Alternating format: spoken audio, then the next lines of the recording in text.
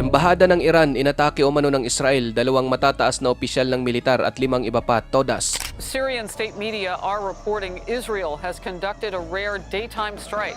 The latest controversy comes after suspected Israeli warplanes bombed Iran's embassy in Syria, killing 3 senior commanders and 4 other military advisors. Mga barkong pandigma ng Russia pinasok ang Red Sea kung saan dito madalas inaatake ng Houthi ang mga merchant ship na dumadaan. 2 Russian warships from the Pacific Fleet have entered the Red Sea. 2 Russian warships from the Pacific Fleet have entered into the Red Sea, and this comes amidst attacks by Yemen's Houthis on merchant shipping.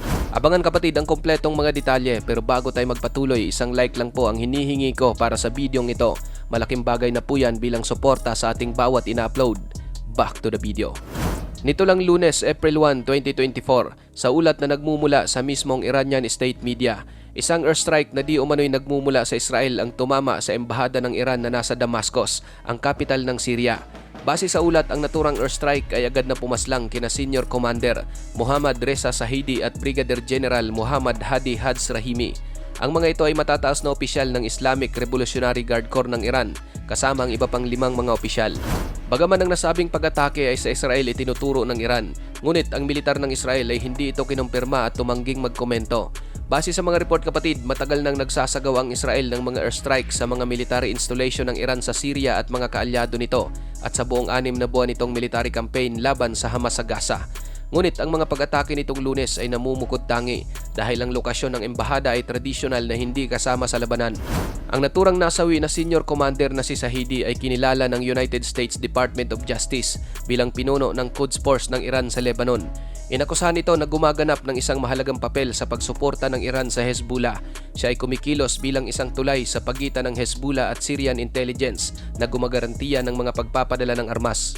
Pinuri naman ng Hezbollah si Shahidi at sinabing isa siyang huwarang nagsakripisyo ng buhay dahil sa kanya umanong pagmamahal at pakikipaglaban sa ngalan ng grupo. Nagbabala rin ang mga ito na hindi lilipas ang nangyari kay Shahidi kung hindi makakatanggap ng parusa at paghihiganti ang kanilang mga kaaway.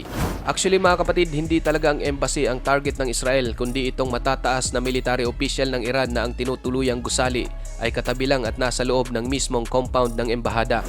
Ayon sa Syrian Foreign Ministry na si Faisal al-Mikdad, mahigpit nilang kinukundina ang ginagawang pag-atake ng Israel. Base sa mga ulat, ang airstrike na nangyari sa Damascus ay kasunod ng magdamag na drone attack sa katimugang lungsod ng Ilat ng Israel na pinaula naman ng mga militanteng sinusuportahan ng Iran na nakabase sa Iraq. Ayon sa militar ng Israel, agad na alerto ang kanilang mga Iron Dome sa Ilat matapos matukoy ang mga kahinahinalang aerial target na tumawid mula sa silangan patungo sa teritoryo ng Israel.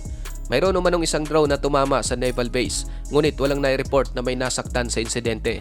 Kung matatandaan mga kapatid, nagliyab ang mga pag-atake ng Israel nang simula nito ang kampanya laban sa Hamas na suportado ng Iran na siyang nagpasiklab ng digmaan sa Gaza sa pamamagitan ng pag-atake ng mga ito sa Israel noong October 7 na pumaslang ng humigit kumulang 1,200 katao at ng hostage ng mahigit 253. Ayon sa datos ng Palestinian Health Authorities, mahigit 32,000 na ng mga Palestinian ang nasawi dahil sa ginawang opensiba ng Israel sa Gaza. Pinalawak na rin ngayon ng Israel ang kanilang mga airstrike sa Syria laban sa Islamic Revolutionary Guard Corps ng Iran at ang suportado nitong Lebanese armed group na Hezbollah. Ngayon mga kapatid, ang nangyaring pag-atake ng Israel sa embahada ay sinabi ng Iran na isa itong malaking paglabag sa charter ng United Nations, international na batas at ang pundasyong prinsipyo ng inviolability ng diplomatic at consular premises. Isa rin daw itong banta sa kapayapaan at seguridad sa rehiyon. Hinimok ng Iranian mission ang United Security Council na kundinahin ang pag-atake at sinabing ang Iran ay nakalaan ang karapatan na gumawa ng mapagpasyang tugon. Kinundina naman ng mga Muslim nation ang insidente, kabilang ang Iraq, Jordan, Oman, Pakistan, Qatar, Saudi Arabia at United Arab Emirates. Ayon naman sa tagapagsalita ng US State Department na si Matthew Miller, ang Washington ay nananatili umanong nababahala tungkol sa anumang bagay na magpapalala o magdudulot ng pagtaas ng sigalot sa rehiyon. Ngunit hindi nila inaasahan na ang naturang airstrike ay makakaapekto sa mga pag-uusap sa pagpapalaya sa mga bihag ng Israel na hawak ng Hamas. Ayon naman sa Foreign Minister ng Iran na si Hossein Amir Abdollahian, mayroong responsibilidad ang Amerika sa pag-atake. Bilang isa raw taga-suporta ng Israel, dapat magbigay ng mga sagot ang Amerika. Ngunit ayon sa US, wala silang kinalaman o advance na kaalaman sa ginawang airstrike ng Israel. Samantala, mga barkong pandigma ng Russia pinasok ang Red Sea kung saan dito madalas inaatake ng Houthi ang mga merchant ship na dumadaan. Nitong Huwebes mga kapatid, March 28, 2024, tumawid sa Bab el Mandeb Strait at pumasok sa Red Sea ang mga barkong pandigma ng Russia na mula sa kanilang Pacific Fleet. Ang Red Sea ang pinakamapanganib na rutang dadaanan ngayon ng mga barko dahil sa nangyayaring mga pag-atake ng Houthi. Ayon sa ulat, 2 Russian warship ang pumasok sa nasabing karagatan.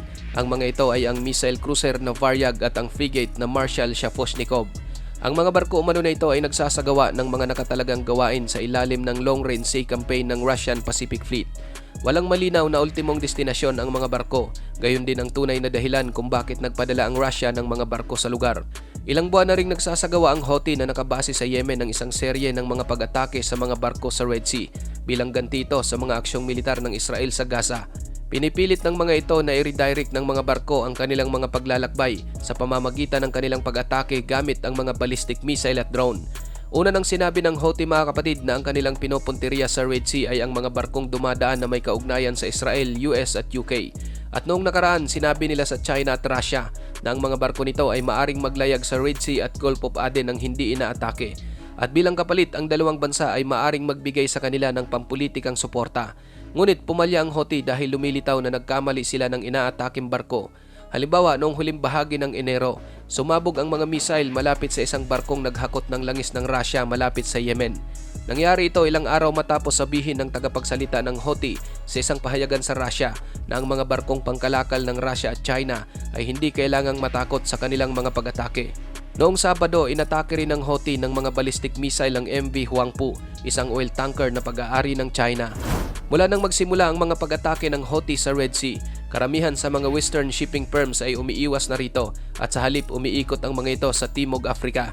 Gayunpaman, ang mga barkong pandigma ng US at UK sa nasabing karagatan ay pinipigilan at pinapabagsak ang mga missile at drone ng Houthi sa pagtatangkang pigilan ang militanteng grupo mula sa pag-atake sa mga merchant vessels. Mayroon ding spy ship ng Iran na naka-standby sa labas lamang ng Red Sea na mahigpit namang minomonitor ng isang barko ng France. Nito lang nakaraan mga kapatid, ang Iran, Russia at China ay nagsagawa ng naval exercise sa Indian Ocean. Ayon niyan sa Defense Ministry ng Russia. Parehong nakibahagi ang missile cruiser na Varyag at ang frigate na Marshal Shaposhnikov ng Russia sa mga drills. Ayon sa Russia, ang nasabing naval exercise sa Indian Ocean ay talagang sinadya upang isagawa ang safety in maritime economic activities, kabilang ang pagpapalaya sa mga barkong na hijack ng mga pirata. Naghahanap din ang Russia ng isang naval base sa Red Sea sa Sudan, kahit na ang mga planong iyan ay maaring ibalik ang isang civil conflict sa bansa. Ikaw kapatid, ano ang masasabi mo sa videong ito? Para sa iyong opinion, i-comment mo na yan sa ating comment section sa ibaba. At kung nagustuhan mo naman ang videong ito, paiwan naman ako ng like at pasubscribe na rin sa ating munting channel. Maraming salamat sa panonood hanggang sa susunod na naman nating upload. Peace out!